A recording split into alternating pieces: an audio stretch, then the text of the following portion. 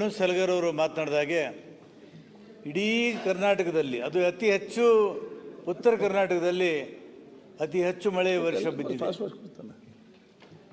ಸುಮಾರು 50% ಮಳೆ ಅನಿರೀಕ್ಷಿತವಾಗಿ ಜಾಸ್ತಿ ಬಿದ್ದು ಇವತ್ತು ಏನು ನಮ್ಮ ಮುಂಗಾರು ಬೆಳೆಗಳಾದಂಥ ಹೆಸರು, ಉದ್ದು, ಸೋಯಾಬೀನು ಇದು ಸಂಪೂರ್ಣವಾಗಿ ಹಾಳಾಗಿದೆ ಅಧ್ಯಕ್ಷ. ಇವತ್ತು ಹಾರ್ವೆಸ್ಟಿಂಗ್ ಬಂದಿತ್ತು, ಒಂದು 8 ದಿವಸ ಮಳೆ ತಡೆದಿದ್ದರೆ ರೈತರೆಲ್ಲ ರಾಶಿ ಮಾಡ್ಕೊಂಡು ಮನೆ ತರ್ತಿದ್ರು. ಆದರೆ ಬಾಯಿಗೆ ಮಣ್ಣು ಬಿತ್ತು, ಇವತ್ತು ರೈತರು ಕಂಗಾಲಾಗಿದ್ದಾರೆ.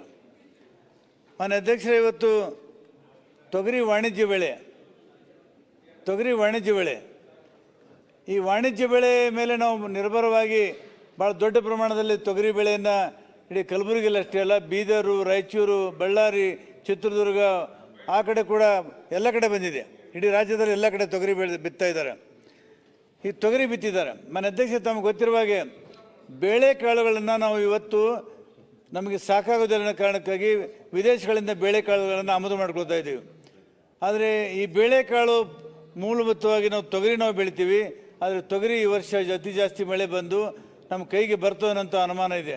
ತೊಗರಿ ಸಂಪೂರ್ಣವಾಗಿ ಹಾಳಾಗ್ತದೆ. ಹಾಗಾಗಿ ಇವತ್ತು ಏನು ನೈಸರ್ಗಿಕ ವಿಪತ್ತು ಬಂದಿದೆ, ಇದಕ್ಕೆ ನಾನು ಸರ್ಕಾರಕ್ಕೆ ವಿನಂತಿ ಮಾಡ್ಕೋತೀನಿ.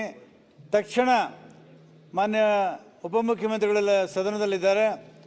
ತಕ್ಷಣ ಸರ್ಕಾರದವರು ಅಧಿಕಾರಿಗಳಿಗೆ ಆದೇಶ ಕೊಟ್ಟು ಎಷ್ಟು ಪ್ರದೇಶದಲ್ಲಿ ಯಾವ್ಯಾವ ಬೆಳೆ ಹಾನಿಯಾಗಿದೆ, ಹೆಸರು ಎಷ್ಟಾಗಿದೆ, ಉದ್ದು ಎಷ್ಟಾಗಿದೆ, ಸೋಯಾಬೀನ್ ಎಷ್ಟಾಗಿದೆ, ತೊಗರಿಬೇಳೆ ಎಷ್ಟಾಗಿದೆ, ಎಷ್ಟು ಪ್ರಮಾಣದಲ್ಲಿ ಹಾನಿಯಾಗಿದೆ ಮತ್ತು ಎಷ್ಟು ಹಣ ರೈತರಲ್ಲಿ ತೊಂದರೆ ಆಗಿದೆ, ಲಾಸ್ ಆಗಿದೆ, ಇದನ್ನು ತಕ್ಷಣ ಅಧ್ಯಯನ ಮಾಡಿ ಕೊನೆಯ ದಿವಸ ನಾಡಿದ್ದು ವಿಧಾನಸೌಧದಲ್ಲಿ ಸರ್ಕಾರ ಒಂದು ಹೇಳಿಕೆಯನ್ನು ಮಾಡಬೇಕು ಅಂತೇಳಿ ನಾನು ವಿನಂತಿ ಮಾಡ್ಕೋತೀನಿ. ಯಾಕಂದರೆ 3 ದಿವಸ ಬಿಟ್ಟರೆ ನಮಗೆ ಸದನದಲ್ಲಿ ಮಾತಾಡೋಕ್ಕೆ ಅವಕಾಶ ಇಲ್ಲ. ಆ ಸದನ ಮುಗಿಯೋ ಒಳಗಾಗಿ ಸರ್ಕಾರ ವರದಿಯನ್ನು ತರಿಸ್ಕೊಂಡು ಈ ಸದನದಲ್ಲಿ ಸ್ವಯಂಭೂತ ಹೇಳಿಕೆಯನ್ನು ನೀಡಬೇಕು ಅಂತೇಳಿ ನಾನು ಒತ್ತಾಯವನ್ನು ಮಾಡ್ತೀನಿ ಅಧ್ಯಕ್ಷರೇ. ಮಾನ್ಯ ಅಧ್ಯಕ್ಷರೇ, ಇವತ್ತು ಬೆಳೆಗಳು ಕೈಗೆ ಬರ್ತಾ ಇಲ್ಲ ಅನ್ನೋ ಕಾರಣಕ್ಕಾಗಿ ಇನ್ಶೂರೆನ್ಸ್ ಸಿಸ್ಟಮನ್ನು ನಾವು ಬಿಲ್ಡಪ್ ಮಾಡಿದೆವು. ಪ್ರಧಾನಮಂತ್ರಿ ಫಸಲ್ ವಿಮಾ ಯೋಜನೆ ಇದನ್ನು ನಾವು ಮಾಡಿದ್ದೀವಿ. ಸಾಕಷ್ಟು ರೈತರು ಮುಂದೆ ಬಂದು ಈ ರಿಜಿಸ್ಟ್ರೇಷನ್ ಮಾಡ್ತಾ ಇದ್ದಾರೆ ಮತ್ತು ಈ ಇನ್ಶೂರೆನ್ಸ್ನಿಂದ ಕ್ಲೇಮ್ ಮಾಡಿ ದುಡ್ಡು ಕೂಡ ಪಡಿತಾ ಇದ್ದಾರೆ. ಇದೊಂದು ಆರೋಗ್ಯಕರವಾದಂಥ ಬೆಳವಣಿಗೆ. ನಮ್ಮ ಕಲಬುರಗಿ ಜಿಲ್ಲೆಯಲ್ಲಿ ಮಾನ್ಯ ಅಧ್ಯಕ್ಷರೇ ಇನ್ಶೂರೆನ್ಸು ಅಲ್ಲಿ ಬಂದಿದೆ, ಆದರೆ ಬಿಡುಗಡೆ ಆಗ್ತಾಯಿಲ್ಲ. ಸುಮಾರು 341 ಕೋಟಿ ರೂಪಾಯಿ ಬಿಡುಗಡೆ ಆಗ್ತಾಯಿಲ್ಲ ಮಾನ್ಯ ಅಧ್ಯಕ್ಷರೇ. ಯಾಕೆ ಅಂತ ಕೇಳಿದ್ರೆ ಇಷ್ಟೊಂದು ದೊಡ್ಡ ಪ್ರಮಾಣದಲ್ಲಿ ಹೇಗೆ ದುಡ್ಡು ಬರೋಕ್ಕೆ ಸಾಧ್ಯ ಇದೆ?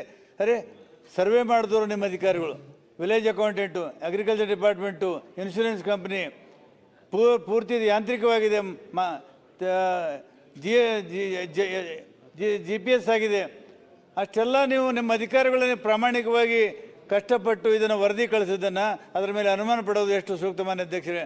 ಅದಕ್ಕಾಗಿ ನಾನು ವಿನಂತಿ ಮಾಡ್ಕೋತೀನಿ, ತಕ್ಷಣ ಕಲಬುರಗಿ ಜಿಲ್ಲೆಯಲ್ಲಿ ಏನು 341 ಕೋಟಿ ರೂಪಾಯಿ ಇನ್ಶೂರೆನ್ಸ್ ಬಿಡುಗಡೆ ಆಗಬೇಕು, ಅದು ತಕ್ಷಣ ಬಿಡುಗಡೆಯಾಗಿ ರೈತರಿಗೆ ಅನುಕೂಲ ಮಾಡಿಕೊಡ್ಬೇಕು ಅಂಥೇಳಿ ನಾನು ವಿನಂತಿಯನ್ನು ಮಾಡ್ಕೋತೀನಿ. ಮಾನ್ಯ ಅಧ್ಯಕ್ಷರೇ, ನಾನು ಕ್ಷೇತ್ರದಲ್ಲಿ ಕೆಲವು ಹಳ್ಳಿಗಳಿಗೆ ಹೋಗಿದ್ದೆ. ಮನೆಗಳಲ್ಲಿ ನೀರು ಹೋಗಿದ್ದೆ ಮಾನ್ಯ ಅಧ್ಯಕ್ಷರೇ. ಮನೆಗಳಲ್ಲಿ ನೀರು ಹೋಗಿದ ಮೇಲೆ ಪಾಪ ಅವರಿಗೆ ನಿರ್ಗತಿಕರಾಗಿದ್ದಾರೆ, ಬೀದಿ ಮೇಲೆ ಬಂದಿದ್ದಾರೆ. ಊಟಕ್ಕೆ ಗತಿ ಇಲ್ಲ, ಮಲಗಲಿಕ್ಕೆ ಹಾಸಿಗೆ ಇಲ್ಲ. ನಾವೇನೋ NDRFನಲ್ಲಿ 5,000 ರೂಪಾಯಿ ಅವರಿಗೆ ಕೊಟ್ಟೇವಿ. ಅದು ಯಾಕೆ ಸಾಲ್ತದೆ ಮಾನ್ಯ ಅಧ್ಯಕ್ಷರೇ? 5,000 ರೂಪಾಯಿ ಯಾವುದಕ್ಕೂ ಸಾಲೋದಿಲ್ಲ. ಕನಿಷ್ಠ ಕೇಂದ್ರ ಮತ್ತು ರಾಜ್ಯ ಸರ್ಕಾರ ಸೇರಿ ಅವರಿಗೆ ಮರು ಬದುಕವನ್ನು ಪ್ರಸ್ತಾಪಿಸಲು ಕನಿಷ್ಠ ಒಂದು 25,000 ರೂಪಾಯಿ ಆದರೂ ಕೊಡಬೇಕು, ಕೊಟ್ಟು ಅವರು ಬದುಕುವಂಥ ಕೆಲಸವನ್ನು ಮಾಡಬೇಕು ಅಂಥೇಳಿ ಇವತ್ತು ನಾವು ವಿನಂತಿಯನ್ನು ಮಾಡ್ಕೋತಿದ್ದೇನೆ. ಮಾನ್ಯ ಅಧ್ಯಕ್ಷರೇ, ಮಳೆ ಜಾಸ್ತಿ ಬಂದು ಶರಣು ಸಲಗರ್ ಹೇಳಿದಾಗೆ ಹೊಲದಲ್ಲಿ ನಾವು ಹೋಗಲಿಕ್ಕೆ ಸಾಧ್ಯ ಇಲ್ಲ, ಯಾವ ರಾಶಿ ಮಾಡೋಕ್ಕೆ ಸಾಧ್ಯ ಇಲ್ಲ ಮತ್ತು ಒಕ್ಕಲ್ತನ ಮಾಡೋಕ್ಕೆ ಸಾಧ್ಯ ಇಲ್ಲ, ಅಂಥ ಪರಿಸ್ಥಿತಿ ನಿರ್ಮಾಣ ಆಗಿದೆ. ರಸ್ತೆಗಳು ಹಾಳಾಗಿ ಸೇತುವೆಗಳು ಹಾಳಾಗಿದ್ದಾವೆ. ಇವತ್ತು ಸಂಪರ್ಕ ರಸ್ತೆ ಕಡಿದು ಹೋಗಿದೆ, ಬಸ್ಗಳು ಹೋಗ್ತಾ ಇಲ್ಲ, ಶಾಲೆಗಳಿಗೆ ಮಕ್ಕಳು ಬರ್ತಾ ಇಲ್ಲ, ಕಾಲೇಜುಗಳಿಗೆ ಮಕ್ಕಳು ಬರ್ತಾ ಇಲ್ಲ. ಇವತ್ತು ನಮ್ಮ ಕ್ಷೇತ್ರದಲ್ಲಿ ರೈತರು ಬೀದಿಗೆ ಬಂದು ಹೋರಾಟ ಮಾಡ್ತಾ ಇದ್ದಾರೆ. ನಂದು ಮತ್ತು ನಮ್ಮ ಗುಲ್ಬರ್ಗ ಗ್ರಾಮೀಣ ಭಾಗದ ಅವ್ರ ಕ್ಷೇತ್ರದಲ್ಲಿ ರೈತರು ಬೀದಿಗೆ ಬಂದು ಹೋರಾಟ ಮಾಡ್ತಾ ಇದ್ದಾರೆ. ಯಾಕಂದರೆ ಸಂಪರ್ಕ ರಸ್ತೆ ಕಡಿದು ಹೋಗಿದೆ. ಹಾಗಾಗಿ ಇವತ್ತು ತಕ್ಷಣ ಈ ಸಂಪರ್ಕ ರಸ್ತೆಗಳನ್ನು ಪುನರ್ನಿರ್ಮಾಣ ಮಾಡಬೇಕು. ರಸ್ತೆಗಳು ಎಲ್ಲೆಲ್ಲಿ ಹಾಳಾಗಿದ್ದಾವೆ ಆ ರಸ್ತೆಗಳನ್ನು ರಿಪೇರಿ ಮಾಡಬೇಕು. ಮತ್ತು ತಕ್ಷಣ ನಾನು ಇವತ್ತು ಮೊನ್ನೆ ಇವತ್ತು ಕೇಂದ್ರ ಸರ್ಕಾರಕ್ಕೆ ವಿನಂತಿ ಮಾಡ್ಕೋತೀನಿ. ರಾಜ್ಯ ಸರ್ಕಾರದವರು ಒಂದು ತಂಡವನ್ನು ಮಾಡಿ ಇವತ್ತು ಕೇಂದ್ರಕ್ಕೆ ಕಳಿಸಬೇಕು. ಎಷ್ಟು ನಮ್ಮ ರಾಜ್ಯದಲ್ಲಿ ಮಳೆ ಹಾನಿಯಾಗಿದೆ, ಅದಕ್ಕೆ ಪರಿಹಾರ ಕೊಡಬೇಕು ಅಂಥೇಳಿ ಕೇಂದ್ರದಿಂದ ತಂಡವನ್ನು ಕರೆಸಿ ಅಧ್ಯಯನ ಮಾಡಿಸಿ ಅವತ್ತು ರಾಜ್ಯಕ್ಕೆ ಬರಬೇಕಾದಂಥ ನ್ಯಾಯ ಪಡುವಂಥ ನಮ್ಮ ಪಾಲನ್ನು ಪಡೆಯುವಂಥ ಕೆಲಸವನ್ನು ರಾಜ್ಯ ಸರ್ಕಾರ ಮಾಡಬೇಕು ಅಂತ ಹೇಳಿ ನಾನು ವಿನಂತಿ ಮಾಡ್ಕೋತೀನಿ ಮಾನ್ಯ ಅಧ್ಯಕ್ಷರೇ. ಮತ್ತು ಈ ವಿಪರೀತ ಮಳೆ ಬಂದು ಲೈಟಿನ ಕಂಬಗಳೆಲ್ಲ ಕಿತ್ತು ಹೋಗಿಬಿಟ್ಟಿದ್ದಾವೆ, ಕರೆಂಟ್ ಇಲ್ಲ, ಕತ್ತಲೆಯಲ್ಲಿದ್ದಾರೆ ಜನ. ಇಂಥ ಸಂದರ್ಭದಲ್ಲಿ ಇವತ್ತು ಆದಷ್ಟು ಬೇಗನೆ ಅವರಿಗೆ ಕರೆಂಟನ್ನು ಸಪ್ಲೈ ಮಾಡುವಂಥ ಕೆಲಸವನ್ನು ಮಾಡಬೇಕು.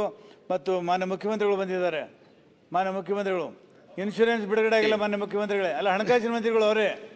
ಈಗ ನಮ್ಮಲ್ಲಿ ಇನ್ಶೂರೆನ್ಸು ಮಂಜೂರಾಗಿದೆ, ಎಲ್ಲ ಲೆಕ್ಕಪತ್ರ ಸರ್ಕಾರ ಕೊಟ್ಟಿದೆ, ಕ್ಲೇಮ್ ಆಗಿದೆ, ಆದರೆ ಬಿಡುಗಡೆ ಮಾಡಬೇಕಾದಂಥ ದುಡ್ಡು ಸರ್ಕಾರ ಬಿಡುಗಡೆ ಮಾಡ್ತಾ ಇಲ್ಲ.